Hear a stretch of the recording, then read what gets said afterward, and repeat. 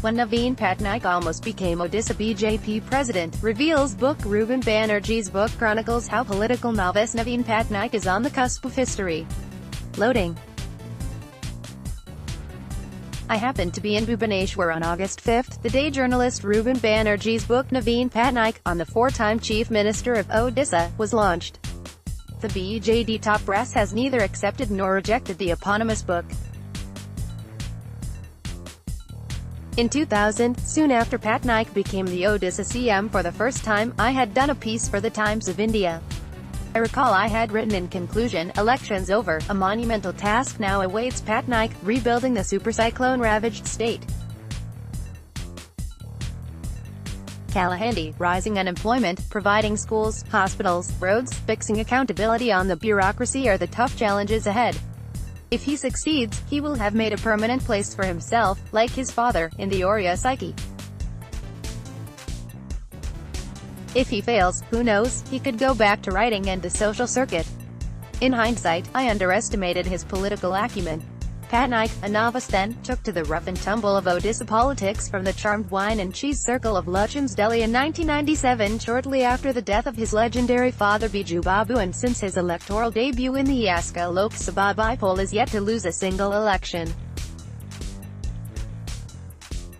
He looks almost certain to eclipse former West Bengal Chief Minister Jyoti Bosu's formidable record as the longest-serving CM unless his health fails him. Patnaik appears to be an electoral giant in comparison to his father, inarguably the most popular leader in Odisha. For instance, in 1971, Biju Babu had lost from all the 5 assembly seats and another Lok Sabha constituency. So what's Patnaik's electoral mojo? What made the inscrutable jet-setter socialite, who hardly spoke any Odia for many years, and was on first-name terms with the likes of Beatles, Jackie Onassis and Robert De Niro, crack Odisha's complex electoral code? Interestingly, Patnaik once is said to have pronounced Chandikal, a place near Cuttack, as Chatikal. Banerjee's book is an insight into Patnaik's political odyssey. The author says he was surprised that nobody ever thought of writing a book on such a fascinating subject. However, I distinctly recall a breezy profile of Patnaik by Veer Sanghvi in Hindustan Times Brunch a decade ago. Sanghvi had delved more into Patnaik's high life in Delhi before he took the political plunge. A book was clearly waiting to be written. Banerjee's book is important for Patnaik, who goes by his nickname Papu in Delhi's cocktail circuit and was a complete stranger to Odisha till he tested the political waters. Banerjee writes, Biju Babu's family generally stayed in the background, away from the public gaze, so what's Patnaik like? The Outlook editor writes, he's a remarkable phenomenon, who is taciturn by nature, and has no parallel in Indian politics.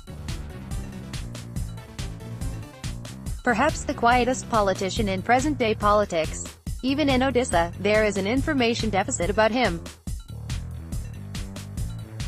People know the basic details of his social life, but little else. So true. Educated at Doon School and a classmate of Sanjay Gandhi, he was more at home speaking in English with a Western accent. He loved Dunhill cigarettes and enjoyed his famous Grouse whiskey every evening, a habit that personal staff says he hasn't given up. He run a boutique called Psychedelic from Oberoi Hotel, and his clientele include the fabled Beatles. Was greatness thrust on Patnaik? One prominent Odisha MP had told me once that it was Biju Babu's daughter and acclaimed author Geeta Mehta who told the party leaders after her father's death, Naveen is the guy who will on the mantle. In a curious twist, Banerjee's book recounts a contrarian tale. Naveen wasn't pressured by his siblings to join politics, it was the other way around. One night Naveen walked up to Prem, elder brother, and made his intentions clear. Now that you and Rani, Geeta's pet name, have refused, can I go to contest from Aska? Naveen is supposed to have asked his startled brother. The Patnaik story gets curiouser. Another rather amusing, yet very interesting, insight in Banerjee's book is that L.K. Advani had almost convinced an ailing Biju Babu in the late 1990s that his Janata Party had no future and he should merge his outfit with the BJP. Many close Biju aides had come around to Advani's view. Banerjee writes, if they had had their way, Naveen would possibly have ended up as the Odisha president of the BJP. The book throws light on the mantra of Patnaik's Odisha conquest. The key to Naveen's success is that he has largely come out of them without blemish, skillfully sidestepping scrutiny and deflecting criticism. And when something goes horribly wrong, there is always someone else who shoulders the blame, sparing Naveen the taint. Banerjee plays on the image-conscious stereotype of Patnaik. He writes, while accepting donations, Naveen took extra care to retain his image of a clean, corruption-free administrator who valued probity, decency and decorum in public life. He describes Patnaik as a shrewd, ruthless politician with a killer instinct. The book dwells on how Patnaik is a man on a mission, who snuffed out the political careers of many successful leaders like Vijaya Mohapatra, Nalini Mohanty and Dilip Ray, and most notably Pyari Mohapatra, who was his eyes and ears for long. His victims were close aides of his father. By rough estimates, Naveen has so far shown the door to some 46 of ministers on some pretext or the other. Whenever there was the slightest whiff of controversy, Naveen swiftly put the blame on someone else and removed them, writes Banerjee. Particularly interesting is Pyari's account of a shrewd Patnaik. The book elaborates how at a dinner meeting, Geeta made a suggestion to Patnaik that Pyari be made deputy chief minister to lessen his burden, cost the former bureaucrat's political career. Patnaik kept quiet at the dinner meeting.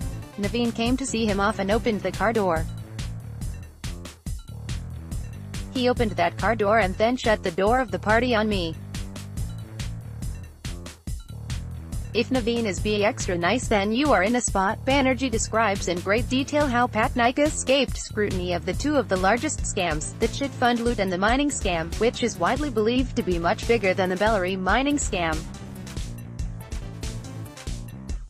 The twin scams shook the people's confidence in Naveen's government, but criticism against the chief minister was generally conspicuous by its absence. Criticisms aside, what after Patnaik? The book leaves the much-talked-about question open-ended. That his position in history is guaranteed. The same, however, cannot be said for his party. Banerjee is not sure if his nephew Arun Patnaik is ready to take the charge and concludes, Naveen Patnaik, the politician, is hard to match. After all, Banerjee has consistently portrayed Patnaik as shrewd, suspicious by nature, a ruthless politician with X-ray eyes. Banerjee's Naveen Patnaik is largely based on anecdotes, and the reporter's diary during Banerjee's stint as the state correspondent in Odisha. It's those anecdotes that make the book an interesting read. The book has created more chatter outside Odisha. Perhaps an Odia edition will create a bigger buzz back home.